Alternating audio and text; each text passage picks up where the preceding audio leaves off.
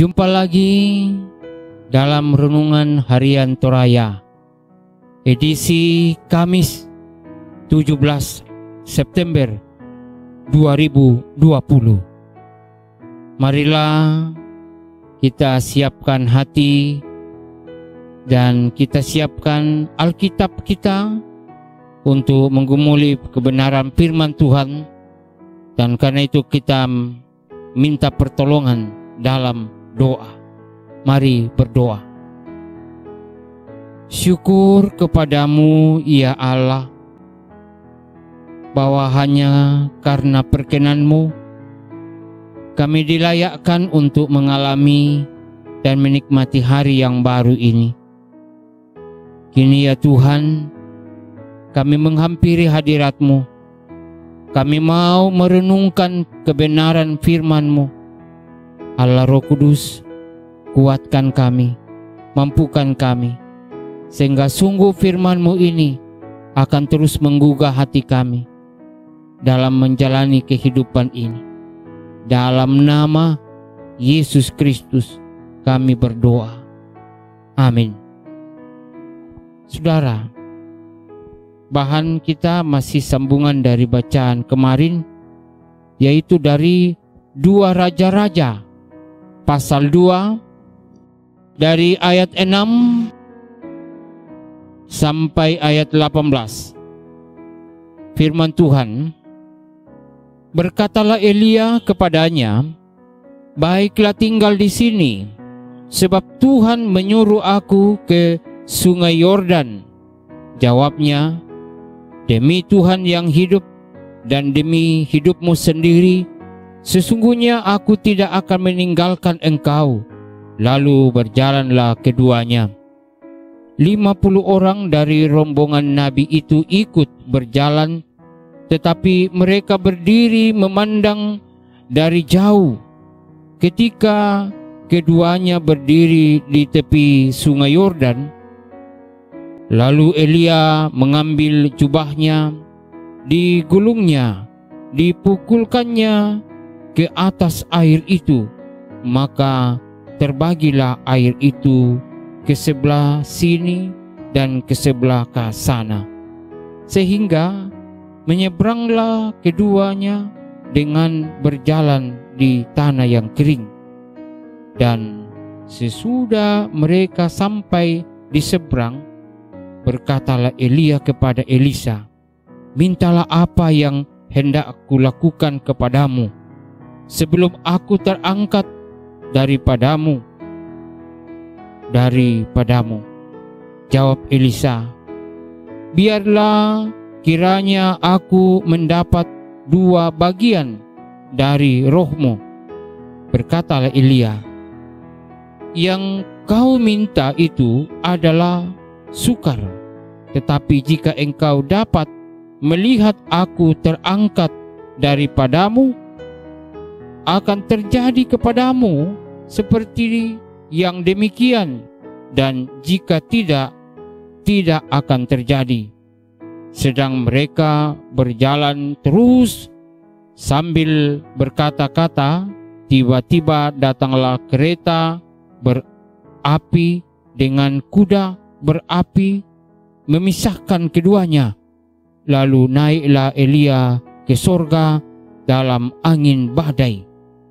Ketika Elisa melihat itu, maka berteriaklah ia, Bapakku, Bapakku! Kereta Israel dan orang-orang yang berkuda. Kemudian tidak dilihatnya lagi. Lalu direnggutkannya pakaiannya dan dikoyakkannya menjadi 2 koyakan. Sesudah itu dipungutnya jubah Elia yang telah terjatuh. Lalu ia berjalan hendak pulang dan berdiri di tepi sungai Yordan. Ia mengambil jubah Elia yang telah terjatuh itu, dipukulkannya ke atas air itu sambil berseru, "Di manakah Tuhan Allah Elia?" Ia memukul air itu, lalu terbagi ke sebelah sini dan ke sebelah sana. Maka menyeberanglah Elisa. Ketika rombongan nabi yang dari Yeriko itu melihat dari jauh, mereka berkata, "Roh Elia telah hinggap pada Elisa." Mereka datang menemui dia, lalu sujudlah mereka kepadanya sampai ke tanah. Mereka berkata, "Coba lihat, di antara hamba-hambamu ini ada 50 orang laki-laki, orang-orang tangkas. Biarlah mereka itu pergi mencari tuanmu. Jangan-jangan ia diangkat oleh roh Tuhan dan dilemparkannya ke atas salah satu gunung atau ke dalam salah satu lembah." Elisa menjawab, "Janganlah suruh pergi." Tetapi ketika mereka mendesak-desak dia sampai memalukan, maka berkatalah ia, "Suruhlah pergi." Mereka menyuruh 50 orang ini mencari 3 hari lamanya, tetapi tidak bertemu dengan Elia. Ketika mereka kembali kepada Elisa yang masih tinggal di kota Yeriko, berkatalah ia kepada mereka, "Bukankah telah kukatakan kepadamu, jangan pergi?" Saudara, demikian firman Tuhan. Dari bacaan kita ini kemudian disingkat dalam sebuah tema, yaitu tongkat pelayanan. Tongkat pelayanan. Saudara-saudara, tentu semua orang ada masanya, dan semua masa ada orangnya. Ya, ini sebuah ungkapan. Sekali lagi, semua orang ada masanya, dan semua masa ada orangnya.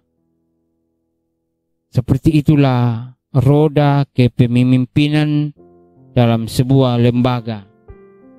Dan pemimpin yang memerintah sekarang akan berakhir pada masanya dan digantikan oleh orang yang berbeda.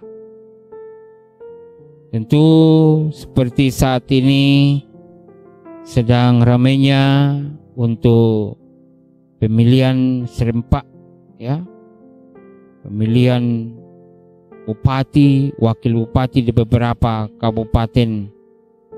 Nah, kelanjutan hidup atau visi dan misi itu terletak di tangan seorang pemimpin yang akan menggantikannya. Nah, dari bacaan kita tadi sangat jelas, Elia yang adalah pelayan Tuhan sudah waktunya menyelesaikan pelayanannya. Tidak hanya di tengah-tengah bangsa Israel, tetapi juga di tengah-tengah dunia. Karena itulah sosok pengganti untuk melanjutkan tongkat kepemimpinan itulah telah dipersiapkan dengan baik. Elisa telah dipilih sebagai pengganti yang merupakan sosok yang setia dan gigih berjuang. Dan hal ini terlihat dari keinginannya mengikuti Elia.